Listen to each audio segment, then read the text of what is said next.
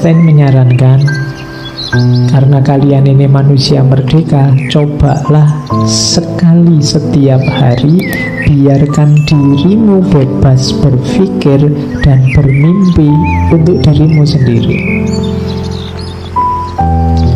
Kadang-kadang kita ini mimpi saja tidak berani. Kamu memenjara dirimu sangat sempit. Saya sebenarnya ingin ini Pak, tapi apa ya mungkin ya Pak. Ayo kamu sendiri yang memenjara dirimu sendiri. Ayo sekali-sekali, pokoknya ambil aja 1 menit, 2 menit dalam sehari. Kamu mimpilah sebebas mungkin, berpikirlah seliar mungkin. Berlatih untuk berpikir merdeka. Kenapa? Karena banyak orang, katanya Einstein, sedikit orang yang melihat dengan mata mereka sendiri dan merasa dengan hati mereka sendiri. Hari ini kita banyak mewakilkan orang lain untuk melihat, banyak mewakilkan orang lain untuk merasa. Untuk memahami sesuatu kita sering menurut orang itu, menurut orang ini. Loh, menurutmu sendiri mana? Kita terlalu sering mewakilkan, bahkan merasa juga mewakilkan. Katanya teman-teman di sana enak loh Pak. Ya kok katanya teman-teman, lah kamu sendiri gimana? Orang-orang itu seneng loh Pak kalau ke sana. Lah kok orang-orang, lah kamu sendiri seneng enggak ke sana?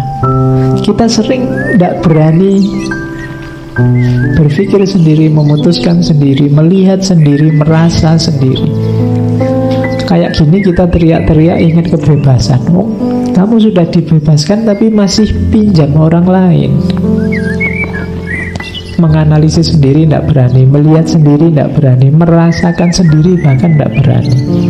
Kadang kamu tidak sreg dengan satu pendapat, tapi mau bantah tidak berani.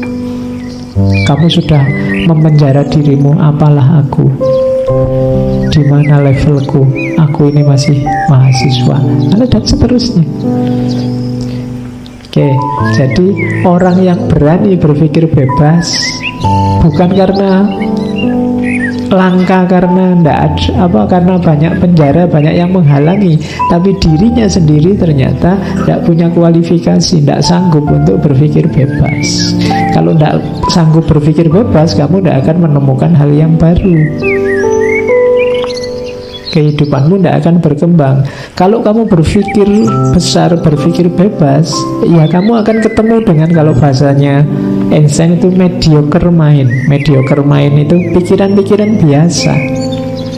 Kalau pikiran-pikiran biasa itu bisanya tunduk. Pak, biasanya memang begitu Pak di sini. Oh, yang selama ini dilakukan ini Pak. Oh, nah itu pikiran mediocre namanya. Hanya ikut saja yang selama ini jalan. Kamu tidak berani berpikir sendiri secara bebas. Jadi ikut saja, tidak kritis. Berpikir sendiri tidak bisa. Gimana caranya untuk bisa berpikir luas, merdeka, bebas? Hidupkan ini, imajinasi. Einstein itu, kalau kalian baca bukunya, teori-teori relativitasnya itu berawal dari imajinasi-imajinasi. Bayangkan kalau kita naik lift, terus liftnya dengan kecepatan sekian, karena ketika kita bergerak melebihi kecepatan cahaya dan teman kita diam, mungkin kita dari lantai 1 sampai lantai 10 ketemu teman kita yang sama, dia sudah tua, kita masih muda.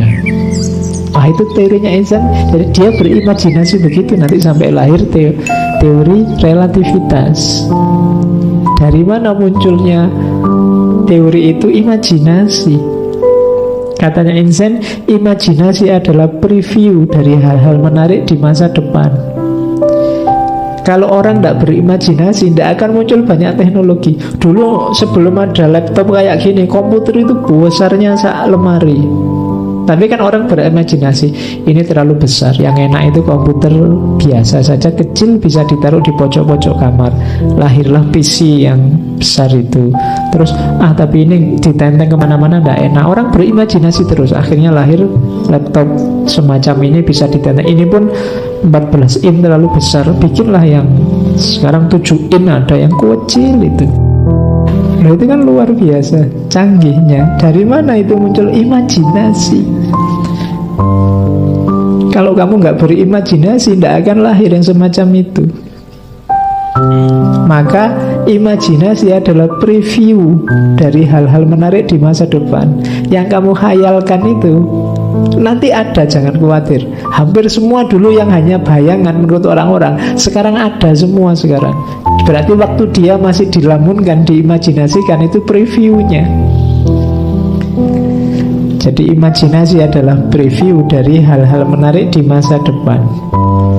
Makanya katanya Einstein, aku hanyalah seorang seniman yang dengan bebas menggambar imajinasiku. Imajinasi lebih penting daripada pengetahuan. Kalau pengetahuan itu terbatas, sementara imajinasi mengelilingi dunia, tidak ada batasnya.